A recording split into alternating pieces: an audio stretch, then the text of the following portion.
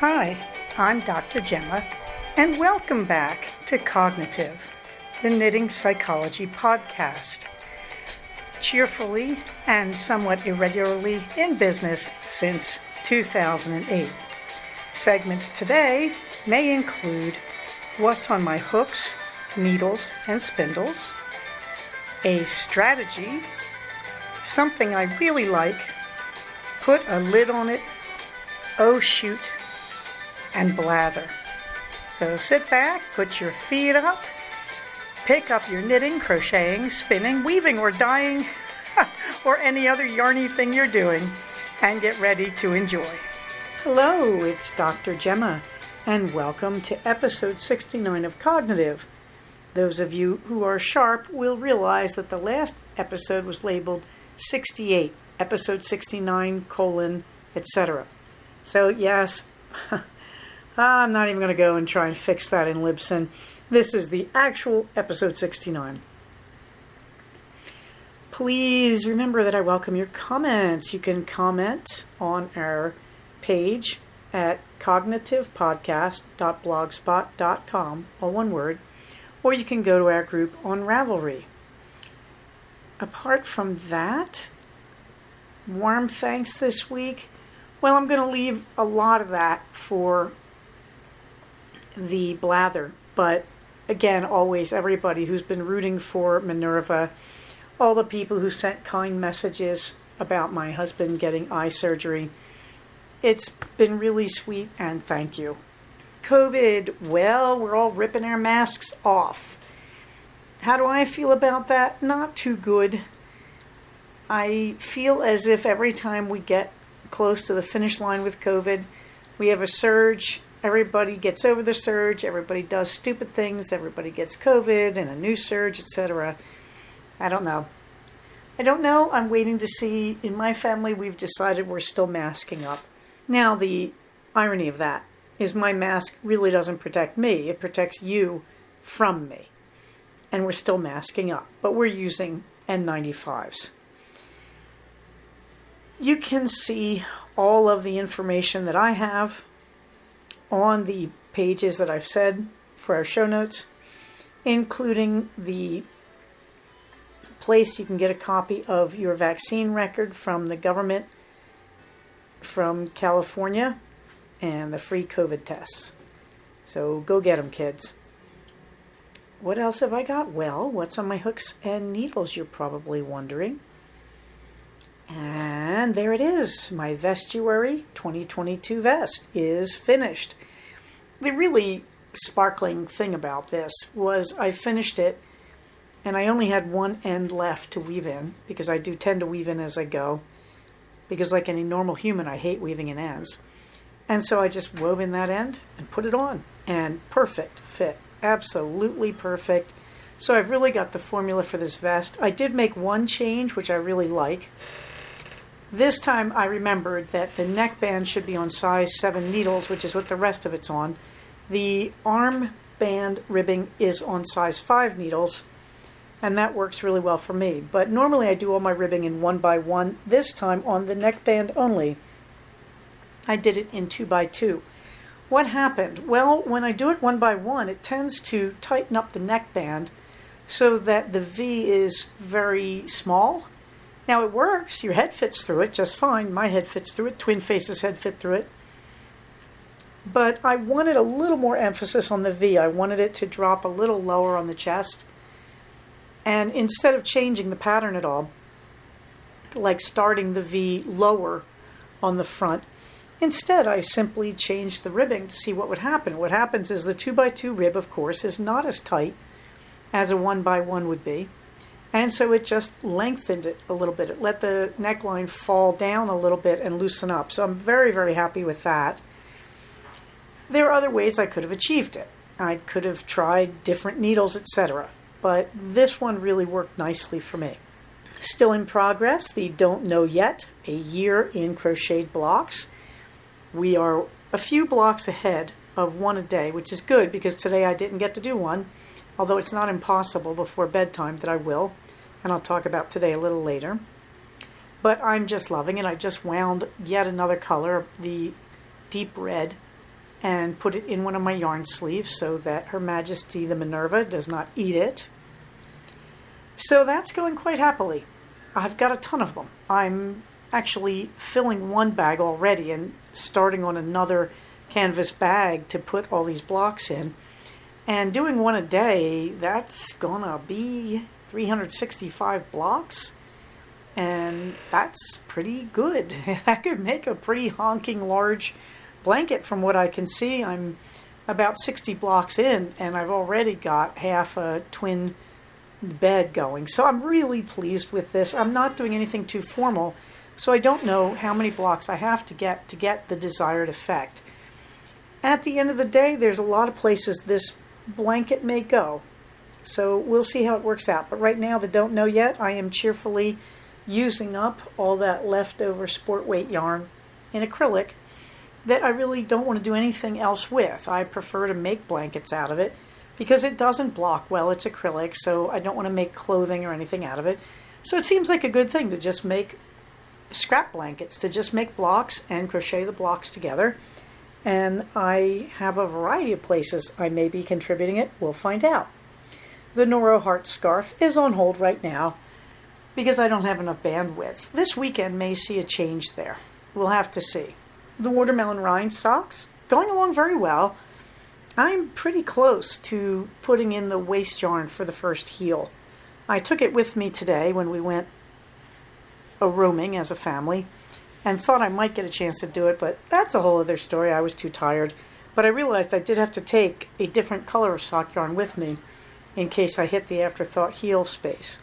So the watermelon rind socks are going very well. That is the colorway watermelon rind in Oink Pigments sock yarn, a fingering weight yarn. It's pure merino. That's my only gripe. It's their sock yarn, but I prefer my sock yarn to have a little bit of nylon in it for strength. But you know what? These things are beautiful. Oh, let's see. Yeah, you know my resources. You know I'm not doing any spinning right now for Disney Blonde, so let's roll on down to the strategy. All right, look, all week long in therapy, everybody's coming in saying they're freaked out over the Ukraine. And there are reasons to be nervous, I grant you. So I think we should stop here in the middle of our emotional management strategies and talk about managing our concerns about the situation in the Ukraine. If you are a clinician, it's going to come down to your own sense of agency, your radical acceptance, and then the use of reality testing to manage trauma. Take it from a 61-year-old woman. We've had a lot of these scenarios in my life. I was born into the Cold War between the United States and Russia, and it's just been one thing after another. So the weird advantage of being older is this is just another disaster on the horizon, and the world's going to do this in your lifetime. This was always going to be a reality once the nuclear bombs were invented. We're all going to have doomsday scenarios playing in our head. The risk is that as we move away from the tragedies of Hiroshima and Nagasaki, we are going to forget how devastating nuclear blasts are. Fortunately for us, in the late 1970s, the Russians screwed up their own reactor at Chernobyl. And then here in America, just to keep pace, we had 3 Mile Island, which was very close to where I was at the time.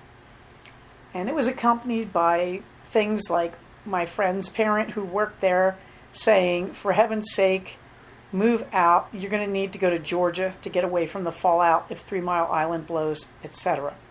And let's not forget the Japanese had their nuclear accident relatively recently. So we've been watching this stuff unfold over and over again. So the reality testing around the Ukraine, yes, it's a terrible, undeniable tragedy. Yes, I think Putin's out of his mind. I think it's really obvious he didn't know what to do, that he didn't really plan this, that he thought everybody was going to back down like Trump used to do and give him whatever he wants. And now he's kind of trying to put his money where his mouth is, and I don't think he's got a lot of guidance. We've been down this road before. The most you can say is Vladimir Putin wants to rule with all his money. Well, you can't do that if you nuke everybody. There won't be any place you can go that will be safe, and there won't be any place to spend your money. So this is not a winning game for him either, if he uses the big weapons. That's the simplest way I can put it. But I would tell you, radical acceptance. Unfortunately, since 1945, we have to live in this world with these risks. And so we simply get on with our lives. The other thing that's hard to take is you ask yourself, well, what are we afraid of? Well, we're afraid of death. That's what the fear is. And a lot of people manipulate that fear in us. You know, some of the big phony churches come to mind.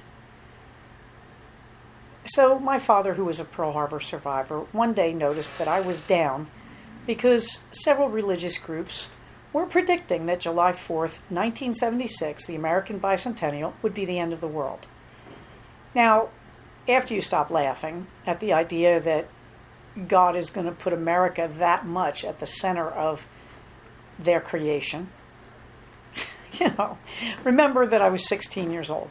Actually, I was 15. And my father said to me, "What's wrong?" He said, "Are you listening to that garbage about the end of the world?" And I said, "Well, it kind of scares me because people are reading the Bible and showing how we're in the end times, blah, blah, blah."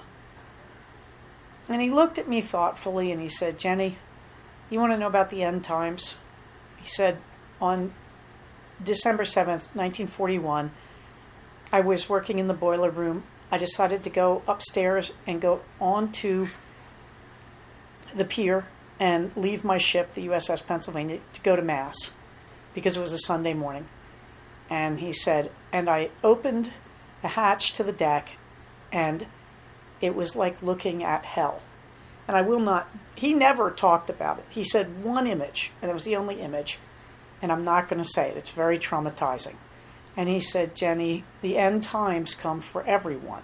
Sometimes they're violent and terrifying. Sometimes they're peaceful and quiet." But he said, "We will all face an end someday." And I think that's the way I would recommend you look at this. That when you think about the end, it's your end you're thinking about. This is why it scares us. In America, it's going to scare us because, as has been pointed out, for better or worse, hey, they look like us. Now, I don't mean racially, although they do look like a lot of us racially, yes. I mean, they look like a Western European country. And we haven't seen that image of the invasion of countries with cultures similar to ours since the 1930s. And I'm going to step around all the very realistic comments about, yeah, you didn't say things like this about Afghanistan, or what a tragedy for all the disasters in Africa. This is about, it's a white culture, blah, blah, blah. Yeah, not even going to touch that because and it's true. I mean, it's really true. What I'm going to say instead of that is certainly have your outrage over that. I'm not going to deny that that's all true. But I think if you're living in 21st century America, and if you've lived here for any length of time, the Ukraine tragedy hits home because we can look at the images and they don't look very different from the world we're living in. And I think that's why this is so scary for so many people. So I don't mean to try to erase the fact that some of these comments are being made in appallingly racist and classist ways. They are being made that way, and that's not good. The people of any country suffer when they are ruthlessly invaded. I don't think you get a special pass if the country looks like our country to us. But I think, having said that, the reason people are reacting with traumatization is that it does look like our country. And that is where the terror lies. And so I think, without denying the racist comments, that they are racist, I do think this is why people are traumatized, is that we look like a Western European country. They look like a Western European country. Suddenly, it's like imagining that this is happening in downtown, I don't know, Cincinnati. And I think that's what's shaking people up so badly. So you have to come to some kind of radical acceptance that this is not in America. So hopefully it's not an immediate threat. And you have to use reality testing that Putin can't destroy the world if he wants to dance around spending all his money and having fun.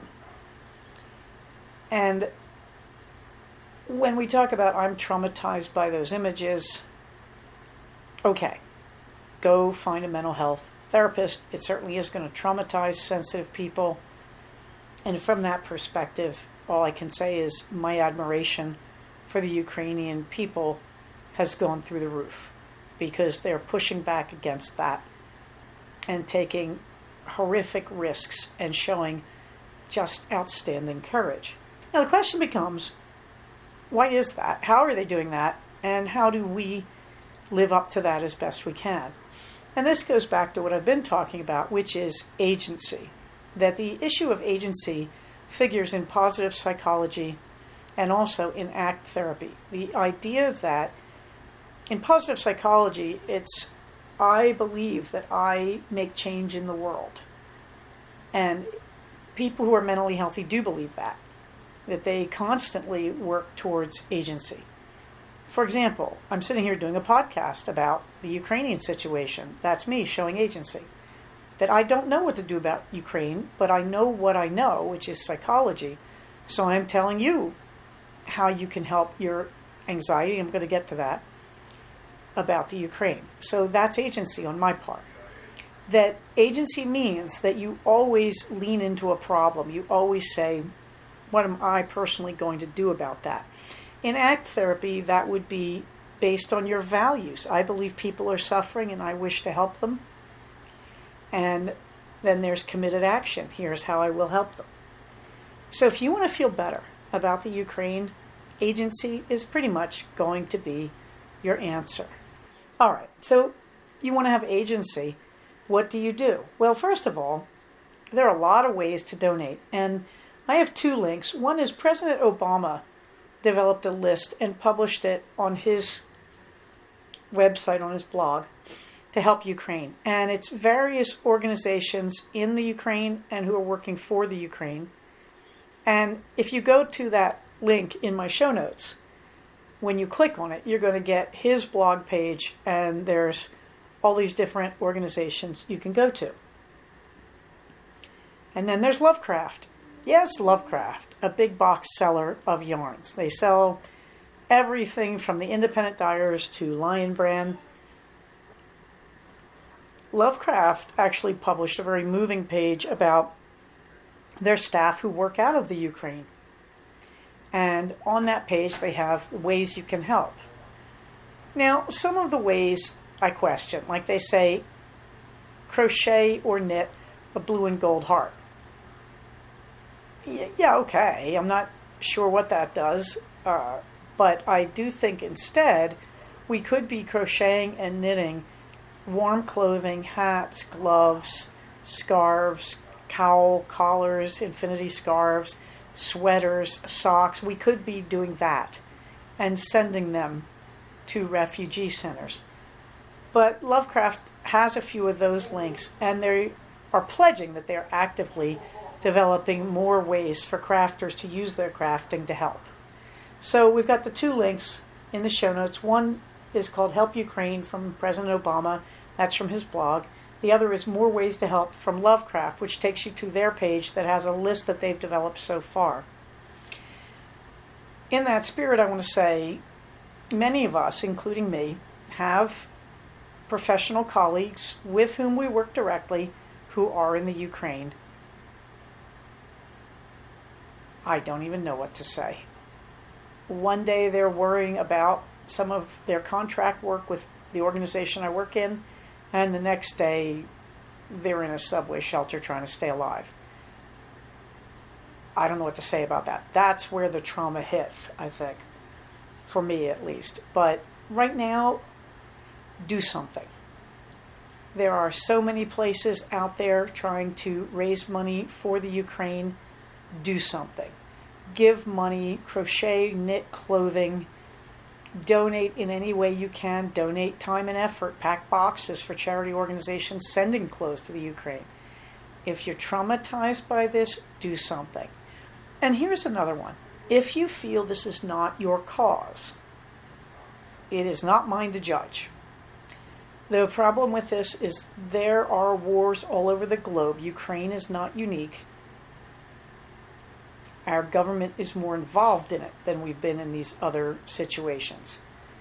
But I would say the way we deal with tragedy, the way we deal with trauma, is to begin to exert agency, to say, I am an agent of change. If you are frightened, if you are scared, I'm giving you resources as I find them. Do something. If you don't want to be traumatized by what's happening in the Ukraine because it looks a little too close to home, do something. Having said that, let's see. Well, I'm going to skip to the fluffy books. And it's, again, not a book. It is the series, The Falcon and the Winter Soldier. After I was talking last week about Loki, I decided to go back and look at The Falcon and the Winter Soldier. I'm struggling. It's better than I thought it was. I'm not very far into it. But again, that first episode really annoys me because I feel like they're kind of taking the Falcon and showing how he's just your normal average guy.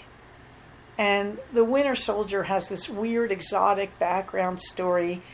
I'm just struggling with. I just feel like they took one character and made him flat, while making the other character a bit more interesting. So, I don't know. We'll have to see how that goes. I just was so interested in the Falcon as a character. And I feel like, okay, comes back from the blip, and he's working to make his fishing boat go, and I don't know. We'll have to see. We'll have to see how it goes. There is a promising thing, and that is the issue of tokenism. At the end of the first episode, I'm not going to give a spoiler, but they suddenly take an object of fetishism, not unhealthy fetishism, but just fetishism, without giving spoilers, and they suddenly give it to a new person who's never been involved with it in an act of blatant tokenism. And that has interesting potential. The problem with The Falcon and the Winter Soldier, it's just an excuse to show as much violence, shooting, killing, all in the name of the good guys. Well, not all of it, fortunately, but still, I just feel like it's a cheap excuse for special effects and violence. So here's hoping we get something a little better in the way of story from it. Something I really like, I threatened you with this last week, it is Jackson Galaxy. And I spell out his name in the show notes. That's why I'm bothering to tell you this, because I want you to have the reference. He is on YouTube. He has a channel called Jackson Galaxy. And he talks about cat behavior. As I record this, my own cat is sitting in my chair, in the captain's chair, while I am sitting on the love seat, not where I would prefer to be. And I am being blatantly ruled by my cat as I sit here, that she is using the captain's chair as her bathtub right now. And there's a picture in the show notes, I believe, under Minerva Gets the Last Word. And so all I can tell you is I've started watching Jackson Galaxy's very helpful YouTube videos for really interesting and specific knowledge about cats that I didn't have, even after vet teching and working several years around cats and having cats for the last 40-something years. So somehow I feel very co-opted by my cat right now. That's what I'm saying. That here I am doing something I really like while she takes over my study. The blather, we're not sure if Captain is in heat. If she is, this is day 10. We're just watching. We're not getting a lot of the reaction. We're wondering if there was some other bump in the road. She's healthy, happy, and a lot of fun. My classes go on, and I think as I look at the class amount here, I've got 110 hours. So I guess that meets my 36-hour requirement, which is good though. I did finish the classes on supervision, and I now have taken on a supervisee, it looks like, who I quite like and admire. So this should be a very interesting scenario. And here's what you all really wanted to know about. My beloved had his eye surgery today. Mission accomplished. I took today off to go to Stitches, today and tomorrow. And then we found out his eye surgery was today. And it's been a tangled mass of feelings. But I have to admit, I didn't want to go to Stitches because I was afraid I would buy yarn and I didn't want to spend that money. And of course I wanted to go because I wanted to see everybody. And that's been really hard. But I have to admit, I'm watching the Stitches postings go by, and it's very happy to see all my friends and loved ones, or many of them from the knitting community and crocheting world, having a lot of fun there. And I'm very, very happy about that. But I'm really happy because we got through the eye surgery today. And in the end, we realized it would be a nightmare because they rescheduled him to check in at 6:45 a.m., which would mean getting in rush hour traffic at like 5 a.m. to make what should be a 30-minute drive, but it would take a lot longer. So we made a command decision in a rush yesterday, and we got a hotel room down in Mission Hills, very close to the place where he had the surgery. So I saw patients till, well, I worked till about 8:30 last night, and then we hopped in the Prius of Love, and he drove us down, and I was a nervous wreck. I was so tired. I couldn't focus. I couldn't even take being on the freeway because I felt like cars are coming at me and I couldn't get my balance. I was so dopey and tired. We got down there, we went to bed at about 10:30 and got up. I got up at 4:30. I woke up, said that's it, got up at 5:30 because I couldn't get back to sleep, which is odd for me these days.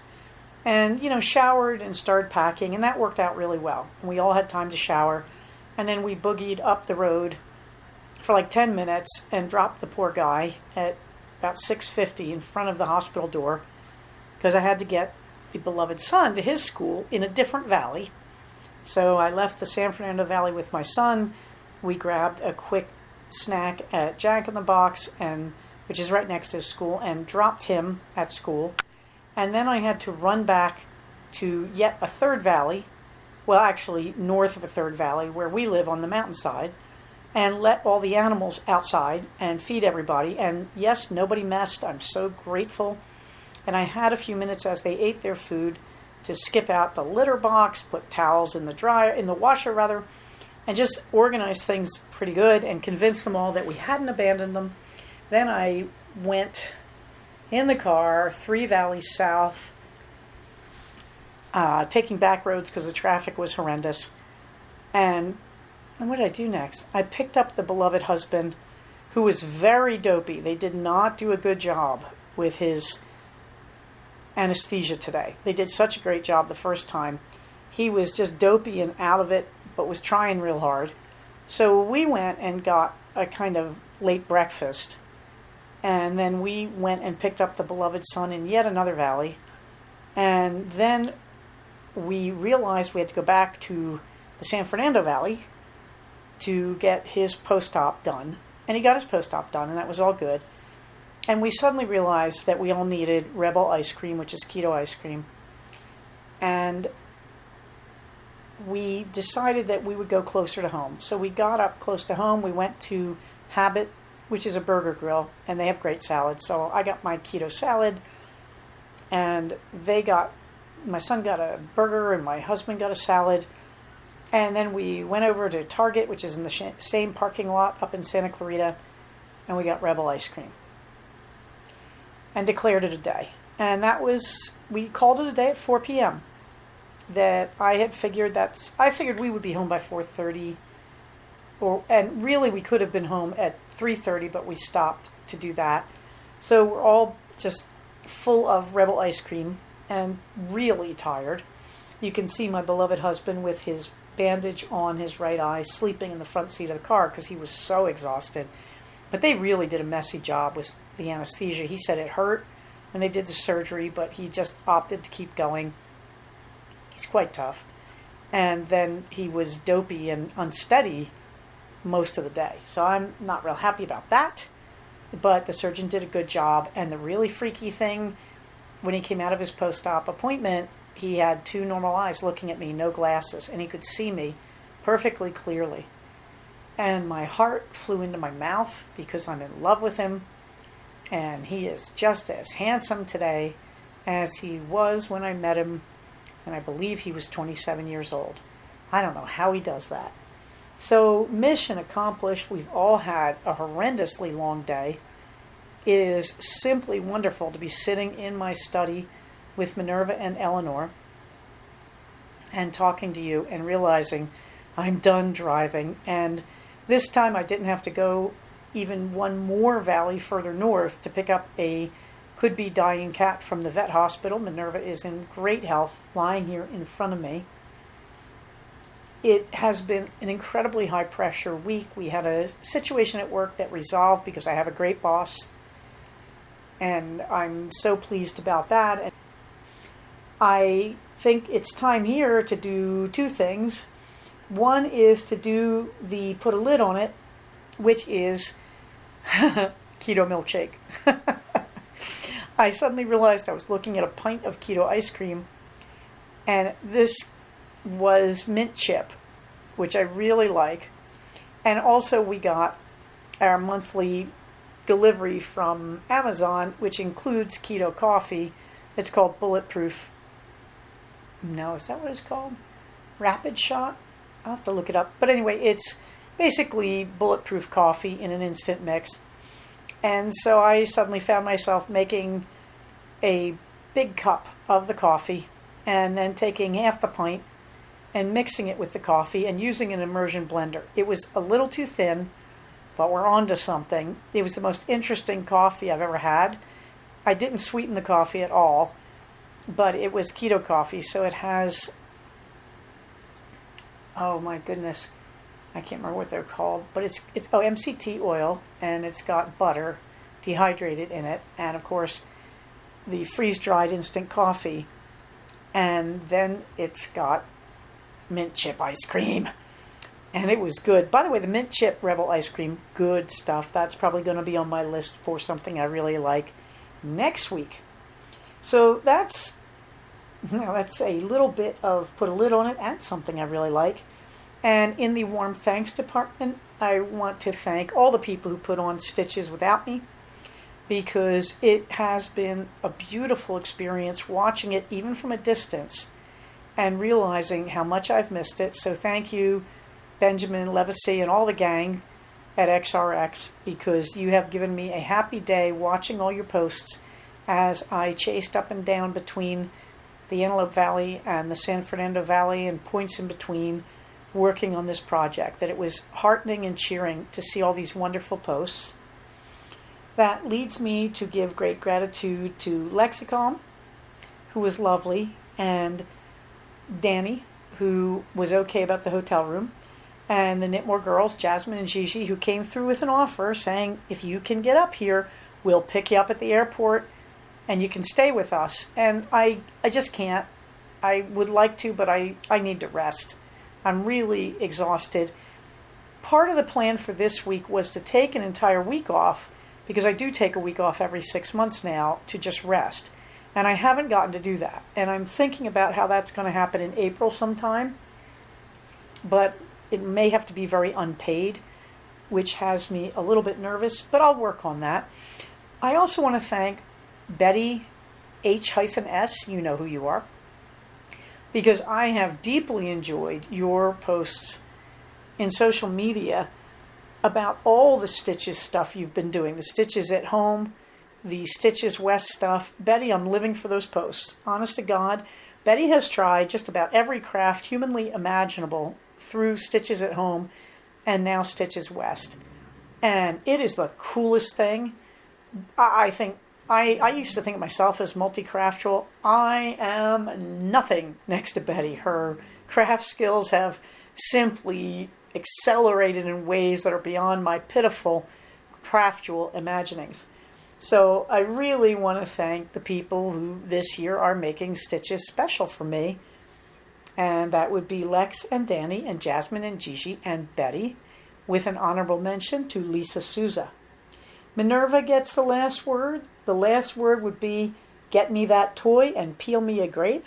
There are 2 pictures of her lying in the captain's chair, because apparently she's the captain. And in one, she's using it as a bathtub. She's also able to innovate when she needs to. And in the other, it's her bed. And she's just lying there. You can see my Clapetee in the background, and then a machine-made sweater that I keep around the house. But the reason I'm saying this is this week has been Toy Week. And I realized she's really not good at toys. That she used to grab bits of Legos and bring them to me, and we learned how to fetch. And now we've kind of moved out of my son's Lego phase pretty much, so there aren't bits of Lego all over the house. And I realized that, yes, part of the reason she's eating string and having problems is she's trying to hunt and play. Jackson Galaxy says play equals prey and prey equals play. So in other words, cats have a hunting instinct, and you have to help them get it out of their systems. He thinks the best way is basically a wand. Like, he wants you to interact with your cat when you play. And that's what we discovered. We've tried a bunch of toys. And I realized she doesn't really know what to do with toys, that we haven't played with them very much, and she is 4 years old. So she was mystified when I made all these toys available to her. So she's gradually learning which toys she likes the best.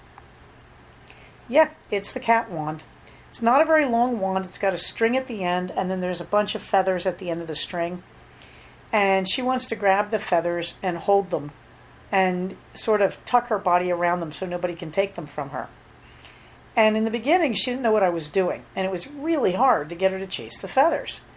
Well, I noticed 2 days ago that she came into my study. She scratched on her scratch pad, her cardboard scratch pad. She's not using my couch. Once or twice to get my attention. She definitely will scratch at things, will claw furniture that I'm sitting in to get my attention.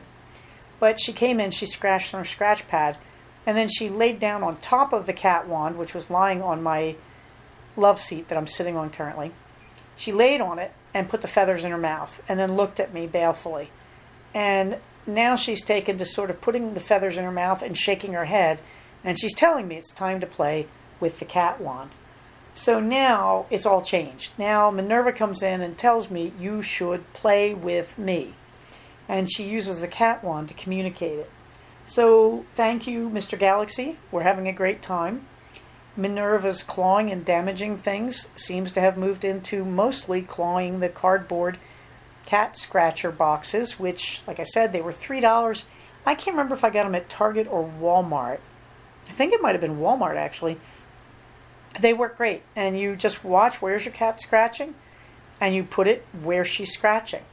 And if she starts scratching in the wrong place, you can pick her up and stand her on the cat box. That's what worked for me, standing her on the cardboard cat scratching box or pad. I'm not quite sure what to call it.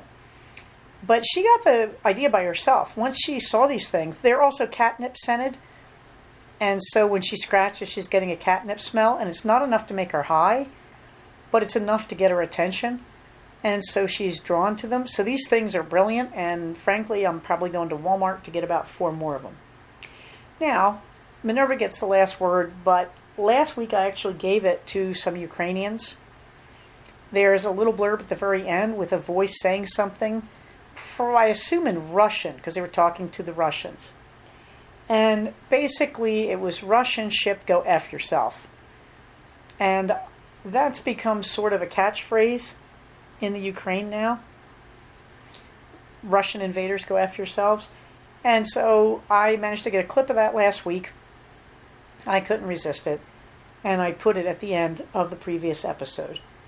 And so really, even though Minerva typically gets the last word, frankly, the Ukraine gets the last word. We're praying for you. We are not forgetting you. You are not invisible. Hang on, be brave. The rest of the world stands in open-mouthed admiration. So hang in there, Ukraine. I want you to get the last word this time. In the meantime, here in America, COVID is still here, kids. The little kids are not vaccinated. We are still working at it. Please, wear your mask. physically distance and try to keep most of your meetings, your social meetings, online. Wash your hands, get your vaccines, because the whole point of all of this is to stay safe, take care of each other, and I'll talk to you soon. Bye-bye. So we have come to the end of another episode of Cognitive. Please do not use this podcast to diagnose yourself. If you think you are having a mental health problem, please contact a licensed mental health professional.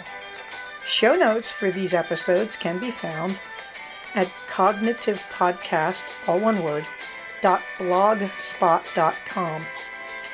Episodes can be found at iTunes under the name Cognitive Podcast, but also can be found posted next to the show notes on the Blogspot page.